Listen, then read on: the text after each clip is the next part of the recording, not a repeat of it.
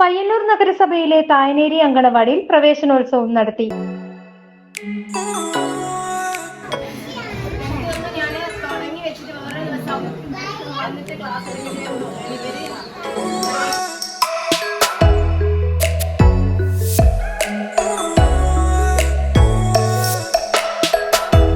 Ward councillor Basheer M അധ്യക്ഷത വഹിച്ചു.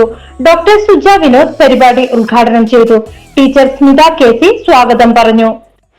സിഗ്നോറ president Veena Pradeep, secretary Rejula, മുൻ കൌൺസിലർ എം കെ ഷമീമ, സി അശോകൻ, പ്രവീൺ, സതി മധുസൂദനൻ, ശ്യാമള, ധനശ്രീ എന്നിവർ ആശംസ അർപ്പിച്ച് സംസാരിച്ചു.